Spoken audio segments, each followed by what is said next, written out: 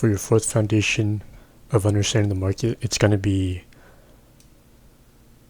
understanding that price will need to generate liquidity, right? And you got to understand when this is going to happen, right? So one big or easy example is going to be when price either makes a huge dump or pump, right? Just expect that price may not immediately shoot back up or whatever, right? Just expect some sort of formation of consolidation or accumulation, right? And you can just think of it like AMD too, right? After distribution, right, we just recycle the phases of the market back to accumulation, right? This is not always going to be the case, right? Like I said, sometimes it'll just shoot back up, sometimes it won't. Depends on where the draw is and the buy is. It's a little more to it, but yeah. And another one is going to be if you're ever trapped between two fair value gaps. Let me try to find an example of this. Let me see.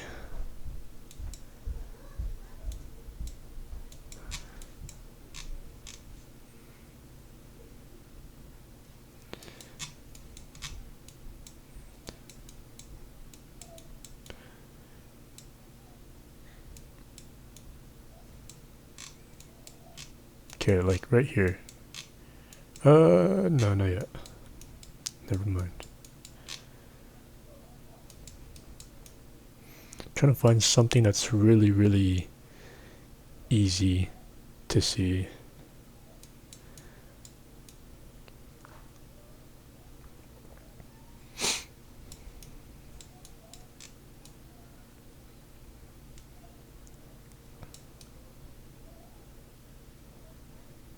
Okay, we can do this one. All right. Took a little while, but we got there. All right. So let's say this one. Right. We are in a fair value up here, but we're also in one below it.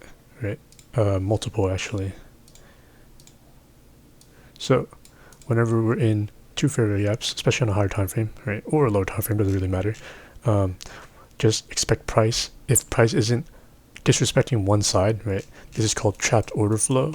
And just expect bad price action. It will be chopping, won't have a lot of volatility, or maybe it does in a lower time frame, right? Depending on what time frame you're on. But just very bad conditions to trade in, low probability. It's like a 50-50 guessing game, right? And your goal in trading isn't to guess, but is to understand probabilities, seeing opportunities, and capitalizing on them, right? And you might notice here that I did something different that I didn't really tell you guys before, right? Is that there's supposed to be two fair value gaps here, but I just connected it to one, right? And I usually always do this unless it's a clear or bigger separation between the two fair value gaps, right? All right, and next we can talk about, let's see, our dead candles. All right, these are dead candles, right?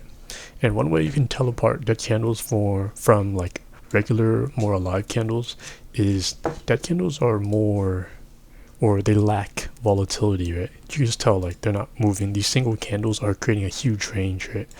And they lack volatility. And compared to this, right, like this versus this, you can tell which one's more probable in terms of like which one has more structure, which one's offering you more opportunities, right? And another way you can tell where price may be dead is the lack of fair value gaps. For example, like there's no fair value gaps here, maybe like there, but in between here it's just awful, right? Compared to here, just more things to work with, right? Another thing I want to talk about is going to be like okay, sometimes you're going to see like enough fair value gaps, but it's just not gonna follow through, right? Like, what do I mean by this? Let's say it's kind of similar to trapped order flow, right? In the sense that price isn't gonna react strongly to disrespect one fair value gap or whatever, right? So this is gonna typically occur in a narrowing formation from my experience, right? So price might just respect this fair value gap down here, respect one up here. And sometimes there might not even be fair value gaps there. to respect in a narrowing formation, but that's what makes it scary. And this is the days that I usually perform the worst, or one of the days I perform the worst, right? Another one is going to be the broadening formation, right? And this one could be either your best day or your worst day, because price will generally just keep sweeping these levels most of the time from experience. But unlike narrowing formations, at least the targets can be hit, right? And what I forgot to define what displacement is, but displacement is essentially just aggressive momentum to one side or the other outside of a range, pretty much, right? It's just think of it as like think of it as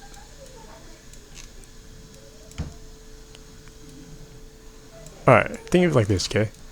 We're accumulating here, right? So you want to see one side get broken, and this guy's side gets broken, and it has a lot of strength, right? It closes way below this, right? But it also continues lower before it retraces. Okay, it's just something like obvious that you can't really miss, right? That was a really bad explanation, but I think it's pretty obvious as to when you see it, right? As to how to identify it. Okay. And another thing I want to bring up is that you shouldn't trade on bank holidays or half days, right? And typically days with red folders or days prior to red folder news, right? Especially the major ones like CPI or NFP or whatever, right? The days prior to that will generate more liquidity and may have bad price action, but not always the case, right? And one way you can check for this is to go to Forex Factory, go to calendar, change your time zone to yours, and if you go to the filters, I turned everything off except for USD, right? And this is how you can check for red folder news. But other than that, that's all you really need to know for bad price action and when to avoid trading, because generating liquidity.